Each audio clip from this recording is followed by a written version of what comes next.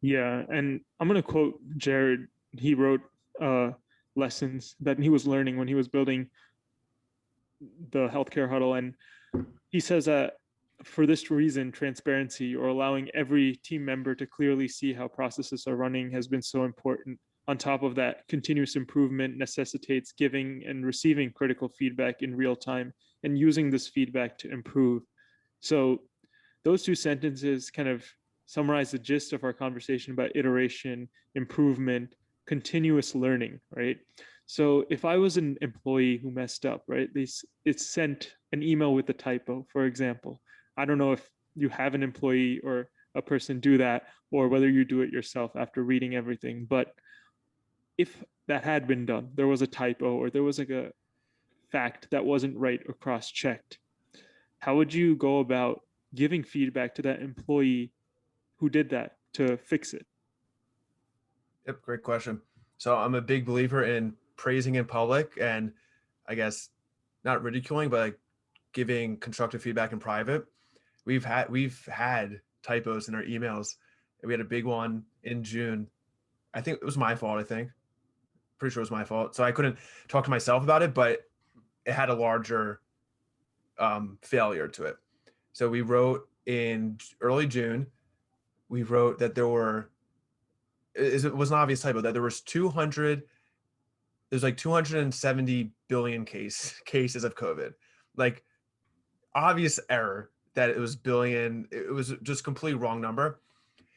And when we make errors, we do like root cause analysis, where whether it's me, whether it's someone else, and I will talk with them, figure out where in what part of the process did we fail? Not you, did we? Hmm. Right? Because you as a writer, you're writing, but we have processes in place to make sure that the writing gets edited, that it gets reviewed. So in this particular error back in June, um, the process we had for editing was that every Saturday, everyone who edits will just edit on Saturday. So you will open up the Google Doc and you'll see a rainbow of suggestions and comments, and you'll see like all the little initials like Julia's on, Brett's on, Harrison's on, Satara's on, and it was very unorganized, but it worked for so long. But then we had this error, and so we all took a step back and talked among the writers and the editors about how can we make this more of an iterative process versus one day on every Saturday we everyone's on the Google Doc editing. And so we changed it. We said, okay, here's what we'll do. We'll make sure articles get done on Wednesday. And on Wednesday, we'll have the first round of editing. Okay. After Wednesday, we'll move to Thursday, which is the second round of editing, where one person edits, the writer checks reviews. Friday, same deal, but now it gets fact checked. Um, and Friday evening, it's ready to go. And Saturday, we put it all together and send a test email to our internal team, get like last minute feedback. Is there anything insensitive? Is everything good to go? And then it sends the next day. So now we turned a process with one iteration into three iterations to catch errors. And we've caught many errors now because of this process.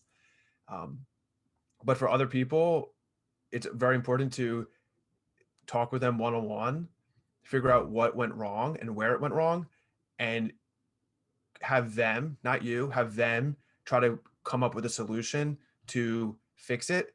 And then, couple of 4 weeks later, 3 months later, check back in to see how progress is being done.